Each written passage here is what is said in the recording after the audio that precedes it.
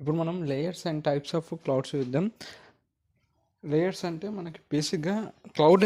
So ఇంకోసారి cloud computing definition చూసి layers and types of clouds. A cloud delivery model represent specific prepackaged combination of IT resources offered by the cloud providers. Cloud provider అనేటువంటి like Google, Amazon, Microsoft ఇలాగ cloud providers.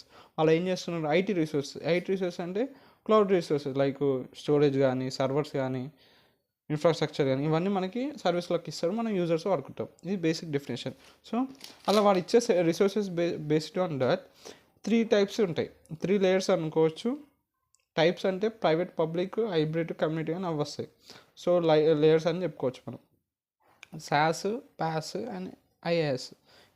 Sauce అంటే software as a service, platform as a service, infrastructure as service. Software as సర్వీస్లో ఏం చేస్తారు? సాఫ్ట్వేర్ని cloud provider మనకి ఇస్తున్నాడు, మనం వాడుతున్నాం. అట్లా ప్లాట్ఫామ్ ఇస్తాడు. ఇన్ఫ్రాస్ట్రక్చర్లో సర్వీస్ ప్రొవైడర్ అనేటోడు ఇన్ఫ్రాస్ట్రక్చర్ ఇస్తాడు, యూజర్ అనేటోడు వాడతాడు. సో ఇంకోసారి చూద్దాం. సాఫ్ట్వేర్ సర్వీసెస్లో ఏం చేస్తారంటే ఆల్రెడీ ఇప్పుడు ఎగ్జాంపుల్ చెప్పాలంటే మీరు ఒక వెబ్ వెబ్సైట్ చేద్దాం అనుకుంటున్నారు, మీకు ఫ్రంట్ ఎండ్ రాదు, బ్యాక్ ఎండ్ రాదు, దానిపైన మీకు నాలెడ్జ్ లేదు. సో మీరు ఏం చేస్తారంటే మొత్తం వాడికే చెప్పేస్తారు, నాకు ఇట్లా ఇట్లా రిక్వైర్మెంట్స్ ఉన్నాయంటే వాడు నీకు ఒక సాఫ్ట్వేర్ ఇస్తాడు. వాడే హోస్టింగ్ చేసి, వాడే సర్వర్స్ అంతా వాడే, నువ్వు అడిగిన రిక్వైర్మెంట్స్కి ఇది వెబ్సైట్ అని వాడు హోస్టేజ్ ఇస్తాడు. సో వాడు ఏం చేస్తున్నాడు? ఆల్రెడీ ప్రీ ఎగ్జిస్టింగ్ అప్లికేషన్ని నీకు ఇచ్చేస్తుండు, అంటే డెవలప్ చేసి ఇస్తాడు. అదే అంటుంది సాస్. సాఫ్ట్వేర్ని ఒకటి నీకు తయారు చేసి ఇస్తాడు, అలా ఉన్న సాఫ్ట్వేర్ని నువ్వు వాడుకుంటావు. SaaS is a pre existing application.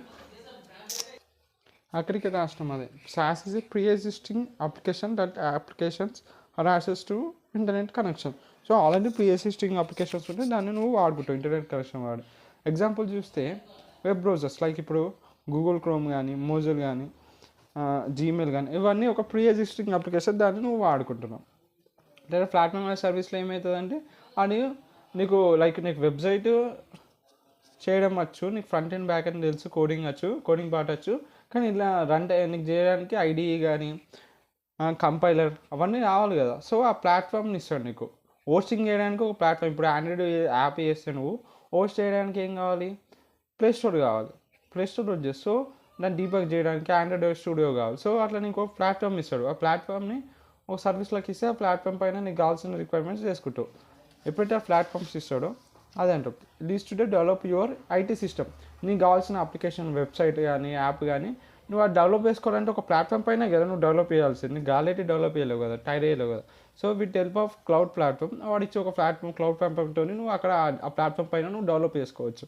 In pass cloud offers to rent the platform to the developers organise. So దాన్ని నువ్వు రెంట్ అని తీసుకోవచ్చు ప్లాట్ఫామ్ని, లేకపోతే పే ఫర్ నువ్వు ఎంత వాడుతావు అంటే పే చేయాలి. తర్వాత ఐఏఎస్ అంటే ఇన్ఫ్రాస్ట్రక్చర్ యాజ్ సర్వీస్. ఇక్కడ వాడు నువ్వు వెబ్సైట్ చేసినావు, ఫ్రంట్ ఎండ్ నుండి బ్యాక్ ఎండ్ నుండి నీ సొంత ప్లాట్ఫామ్ నుండి చేసుకుంటున్నావు హోస్టింగ్.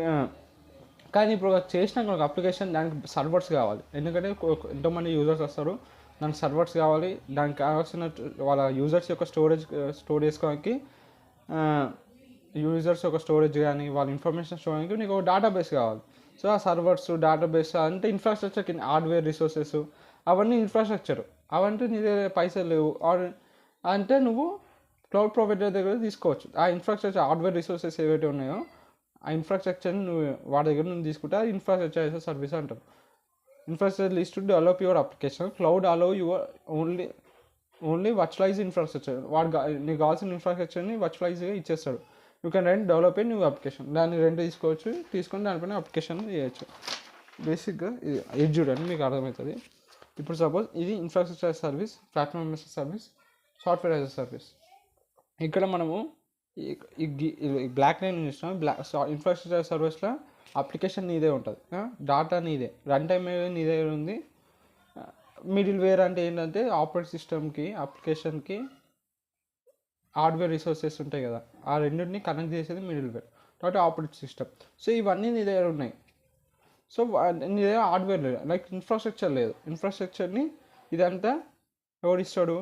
క్లౌడ్ ప్రొవైడర్ దగ్గర తీసుకుంటావు సర్వీస్ లెక్క, యాజ్ అ సర్వీస్. వర్చువలైజేషన్ కానీ, సర్వర్స్ కానీ, స్టోరేజ్, నెట్వర్కింగ్ ఇవన్నీ క్లౌడ్ ప్రొవైడర్ దగ్గర తీసుకుంటున్నావు. ఇవన్నీ నీ దగ్గర ఉన్నాయి. డాటా కానీ, run time, middle ware, operating system, application నీ దగ్గర ఉంది. కానీ దానికి కావాల్సిన ఇన్ఫ్రాస్ట్రక్చర్ హార్డ్వేర్ రిసోర్సెస్ లేవు, స్టోరేజ్ కానీ సర్వర్స్ నెట్వర్కింగ్ వర్చువలైజేషన్. సో ఈ క్లౌడ్ ప్రొవైడర్ దగ్గర తీసుకుంటావు యాజ్ ఎ సర్వీస్. సో దాని ఇన్ఫ్రాస్ట్రక్చర్ని తీసుకుంటే దాని ఇన్ఫ్రాస్ట్రక్చర్ యాజ్ ఎ సర్వీస్ అంటారు.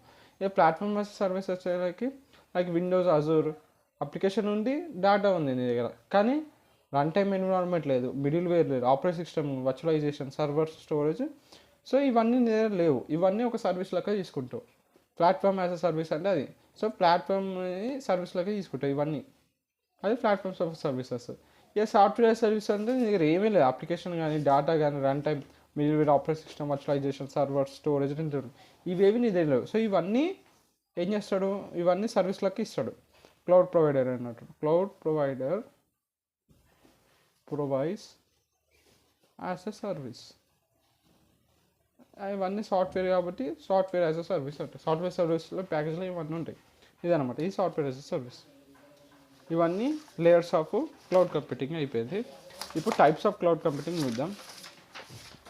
టైప్స్ ఆఫ్ క్లౌడ్ కంప్యూటింగ్లో ఫస్ట్ వచ్చేసి పబ్లిక్. 4 ఉంటాయి: పబ్లిక్, ప్రైవేటు, హైబ్రిడ్, లాస్ట్ వచ్చి కమ్యూనిటీ. ఈ 4 ఉంటాయి టైప్స్లో. ఓకేనా. లేయర్స్లో 3 ఉంటాయి: software as a service, platform as a service, infrastructure as a service. Okay. ఇప్పుడు టైప్స్ చూద్దాం. ఫస్ట్ పబ్లిక్ క్లౌడ్ చూద్దాం. పబ్లిక్ క్లౌడ్ అనేది అంటే ఆ క్లౌడ్ అనేది ఎవరికైనా యాక్సెసిబుల్, ఎవరైనా వాడుకోవచ్చు అనమాట. Open to all, store and access information వై అండ్. నీకు ఇంటర్నెట్ ఉంటే చాలు, నువ్వు యాక్సెస్ చేయొచ్చు, స్టోర్ చేయొచ్చు, ఏమైనా చేసుకోవచ్చు. అది పబ్లిక్లీ అవైలబుల్ అనమాట. పబ్లిక్ క్లౌడ్ అంటే పే ఫర్ యూస్, నువ్వు ఎంత వాడతావు దానికంటే పేమెంట్ చేస్తావు ఫర్ ద సర్వీస్. తర్వాత manage by the third party cloud service providers. ఇదే పబ్లిక్ క్లౌడ్ ఎవరు మేనేజ్ చేస్తారంటే గూగుల్, అమెజాన్, ఏవైతే వాళ్ళు సర్వీస్ ప్రొవైడర్స్ ఉన్నారో వాళ్ళు మేనేజ్ చేస్తారు. Fundamental characters of cloud, public cloud యొక్క ఫండమెంటల్ క్యారెక్టరిస్టిక్ ఏంటంటే మల్టీ టెన్సీ అంటారు. మల్టీ టెన్సీ అంటే multiple users can simultaneously or continuously use the services, దాన్ని మల్టీ టెన్సీ అంటారు. సో ఈ పబ్లిక్ క్లౌడ్ యొక్క బేసిక్ క్యారెక్టరిస్టిక్ ఏంటంటే మల్టిపుల్ యూజర్స్ యూజ్ చేసుకోవాలి. ఎగ్జాంపుల్స్ వచ్చి EC2 కానీ, గూగుల్ యాప్ ఇంజిన్. ఈ Google app engine it is a PaaS అంటే platform service for developing, hosting web applications.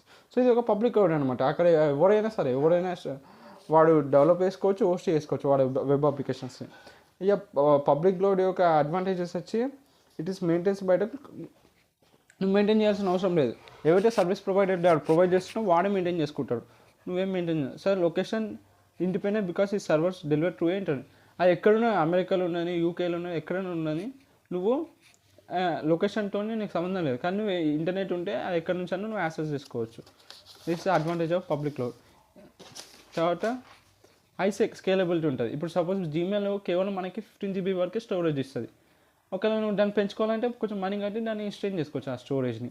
అందుకే హైలీ స్కేలబుల్ అన్నారు. అంటే నువ్వు ఎప్పుడైనా దాన్ని ఎక్స్టెండ్ చేసుకోవచ్చు. Cost efficient and pay as per use. Cost efficient, నువ్వు ఎంత వాడుతావో అంత పే చేస్తే సరిపోతుంది. తర్వాత ఏంటిది డిసడ్వాంటేజెస్కి వచ్చేసి పబ్లిక్లో సెక్యూరిటీ తక్కువ ఉంటుంది. ఎందుకంటే ఇట్స్ రిసోర్సెస్ అందరికి పబ్లిక్లో అవైలబుల్ ఉన్నాయి కాబట్టి సెక్యూరిటీలో మనము ఆశించద్దు. తక్కువ సెక్యూరిటీ ఉంటుంది. కస్టమైజేషన్ కూడా కొంచెం తక్కువ ఉంటుంది కంపేర్ టు ప్రైవేట్. ఇప్పుడు నెక్స్ట్ మాట్లాడుకునే ప్రైవేట్ గురించి. ప్రైవేట్తో కంపేర్ చేస్తే పబ్లిక్లో కస్టమైజేషన్ కొంచెం తక్కువ ఉంటుంది, ఎందుకంటే పబ్లిక్లో అవైలబుల్ కాబట్టి. ఇప్పుడు ప్రైవేట్కి వచ్చేసరికి services as within organisation, ఆ ఆర్గనైజేషన్ లోపలనే ఆ సర్వీసెస్ ఉంటాయి. It belongs to specific organisation. Sometimes also call internal or corporative cloud. ఈ ప్రైవేట్ క్లౌడ్ని మనం ఇంటర్నల్ ఆర్ కార్పొరేటివ్ క్లౌడ్ అనొచ్చు. అర్థమైంది కదా. ఏదైతే సర్వీసెస్ ఉన్నాయో ఆర్గనైజేషన్ లోపలనే వస్తాయి, ఆ స్పెసిఫిక్ ఆర్గనైజేషన్కి ఆ సర్వీసెస్ ఉంటాయి. దాన్ని ప్రైవేట్ క్లౌడ్ అంటారు. Can be managed by the organisation or third party also. ఆ ఆర్గనైజేషన్ అన్న మేనేజ్ చేయొచ్చు ఆ సర్వీసెస్ని, బయట ఉన్న థర్డ్ పార్టీ కూడా మేనేజ్ చేయొచ్చు. దీని యొక్క అడ్వాంటేజెస్ సెక్యూరిటీ ఎక్కువ ఉంటుంది, ఎందుకంటే ఆ లోపల ఉన్న ఆర్గనైజేషన్కి సర్వీసెస్ ఉన్నాయి కాబట్టి.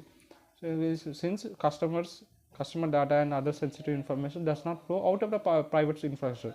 సో ఏటో ఆర్గనైజేషన్ నుంచి బయట పోదు కాబట్టి ఆ డేటా అంటే సెన్సిటివ్ డేటా, అందుకే సెక్యూరిటీ ఎక్కువ ఉంటుంది. డేటా ప్రైవసీ ఓన్లీ ఎవరికైతే అథారిటీ ఉంటారో ఆ అథారైజ్ పీపులే దాని డేటాని యాక్సెస్ చేయగలరు. అందువల్ల డేటాకి ప్రైవసీ వచ్చింది. Data most customisable. ఎంత డేటాని నీకు నచ్చినట్టు కస్టమైజ్ చేసుకోవచ్చు. As companies guest customise the services as per the requirement. నీకు రిక్వైర్మెంట్ అకార్డింగ్గా కస్టమైజ్ చేసుకోవచ్చు. కాబట్టి రిలయబిలిటీ కూడా ఇంప్రూవ్ అవుతుంది. తర్వాత డిసడ్వాంటేజెస్ వచ్చి ప్రైవేట్ అనేది కస్టమైజ్డ్ విత్ ఇన్ ఆర్గనైజేషన్, అంటే ఆర్గనైజేషన్ లోపలనే యాక్సెస్ చేయగలుగుతావు. సో దాంతోపాటు హై కాస్ట్ అవుతుంది, ఎందుకంటే we need invest in hardware in software invest చేయాలి కాబట్టి కాస్ట్ కూడా ఎక్కువ అవుతుంది. మనకి స్కేలబిలిటీ కూడా కొంచెం తక్కువ ఉంటుంది ప్రైవేట్లో. ఈ హైబ్రిడ్ క్లౌడ్కి వచ్చేసరికి దీనిలో combination of private cloud and public cloud అనమాట. ఒక క్రిటికల్ యాక్టివిటీస్ అనుకో అవి ప్రైవేట్ క్లౌడ్లో చేస్తాం, ఒక నాన్ క్రిటికల్ యాక్టివిటీస్ ఉంటే అవి పబ్లిక్ క్లౌడ్లో చేస్తాం. దీని అడ్వాంటేజెస్ స్కేలబిలిటీ ఉంటుంది, సెక్యూరిటీ, లో cost as compare to private cloud. ప్రైవేట్లో కొంచెం కాస్ట్ ఎక్కువ అవుతుంది, ఎందుకంటే నువ్వు హార్డ్వేర్లో సాఫ్ట్వేర్లో ఇన్వెస్ట్ చేయాలి. కానీ ఇక్కడ కాస్ట్ అనేది తగ్గుతుంది, ఇంకా ఫ్లెక్సిబిలిటీ ఉంటుంది. నీకు కావాల్సిన యాక్టివిటీస్ ప్రైవేట్లో చేసుకుంటే సరిపోతుంది, అవసరమే you can go with the public. అది రెండు కలిపితే హైబ్రిడ్ అనమాట. డిసడ్వాంటేజ్ వచ్చేసరికి మేనేజ్ చేయడం డిఫికల్ట్, ఎందుకంటే డిఫికల్ట్ కాంప్లెక్స్, ఎందుకంటే ఇక్కడ more than one deployment method ఉంది. ఒక ప్రైవేట్ కానీ సపరేట్గా ఉంది, క్లౌడ్ కానీ సపరేట్ ఉంటే మనం మేనేజ్మెంట్ ఈజీ అవుతున్నాయి. మోర్ దెన్ వన్ ఉంది కాబట్టి దీన్ని మేనేజ్ చేయడం కొంచెం కాంప్లెక్స్, డిపెండెన్స్ ఆన్ ఇన్ఫ్రాస్ట్రక్చర్. ఓకేనా. కాబట్టి లాస్ట్ వచ్చి కమ్యూనిటీ జస్ట్ లాస్ట్ వచ్చి కమ్యూనిటీ క్లౌడ్. కమ్యూనిటీ క్లౌడ్ ఏంటంటే allows services to access by the group of several organizations to share the information between the organization and specific community. So ఏం చేస్తారంటే అక్కడే private క్లౌడ్లో ఏమైనా ఒక ఆర్గనైజేషన్కి or within the organisation ఇక కొన్ని సర్వర్లు ఉంటాయి. ఈ డయాగ్రామ్ చూడండి, enterprise ABC, enterprise XYZ. So ఒక గ్రూప్ ఆఫ్ అయితే ఆర్గనైజేషన్స్ ఉన్నాయో కలిసి ఆ ఇన్ఫ్రాస్ట్రక్చర్స్ని, ఆ క్లౌడ్ని, సర్వీసెస్ని తీసుకుంటాయి. ఏవైతే ఆర్గనైజేషన్స్ ఉన్నాయో అవే సర్వీసెస్ తీసుకోవచ్చు, వేరే cannot access them. Own and manage and operate by one or more organisation. ఒక ఆర్గనైజేషన్ ఎక్కువ ఆర్గనైజేషన్ కలిసి ఆ సర్వీసెస్ తీసుకుంటాయి క్లౌడ్తో. అడ్వాంటేజెస్ వచ్చేసరికి కాస్ట్ అనేది తగ్గుతుంది, ఎందుకంటే మోర్ దెన్ వన్ ఆర్గనైజేషన్ ఉన్నాయి కాబట్టి. ఇది cheaper than private cloud. Multiple companies share the bill, ఎందుకంటే ఈ కంపెనీకి సంబంధించి ఈ కంపెనీకి సంబంధించి ఒకవేళ 3 ఉంటే ఇంకా డివైడ్ బై 3, అలా కాస్ట్ అనేది తగ్గుతుంది. Sharing amount of companies, resources కూడా షేర్ అవుతున్నాయి, మోర్ సెక్యూర్ ఉంటుంది. దెన్ పబ్లిక్ అంటే సెక్యూరిటీ ఉంటుంది ఇట్లా, ఎందుకంటే లెస్ దెన్ ప్రైవేట్ ఎట్లా అంటే సెక్యూరిటీ పబ్లిక్ కన్నా ఎక్కువ, ప్రైవేట్ కన్నా తక్కువ ఉంటుంది. డిసడ్వాంటేజెస్ వచ్చేసరికి data is access between the organisation. ఈ ఆర్గనైజేషన్ డేటా తీసుకోవచ్చు, ఎందుకంటే ఇవి రెండు ఒకటే క్లౌడ్ సర్వీస్ ప్రొవైడర్ దగ్గర నుంచి తీసుకుంటున్నాయి కాబట్టి. బికాస్ డేటా స్టోరేజ్ అంటే సేమ్, దీని డేటా ఒకటి ప్లేస్లో స్టోర్ అయింది కాబట్టి దీని డేటా ఇది తీసుకోవచ్చు, దీని డేటా ఇది తీసుకోవచ్చు, ఒక కంపెనీ డేటా ఇంకోటి. So this is the one of the disadvantage. ఇంకోటి ఏంటిది కన్సిస్టెంట్గా మెయింటెనెన్స్ కాస్ట్ అనేది ఎట్లా పడుతుంది. ఓవరాల్ ఇంక్రీజ్ కాస్ట్ కూడా అవుతుంది వర్సెస్ ప్రైవేట్ క్లౌడ్ ఎట్లనో దాని ఓవరాల్ కాస్ట్ కొంచెం పెరుగుతుంది.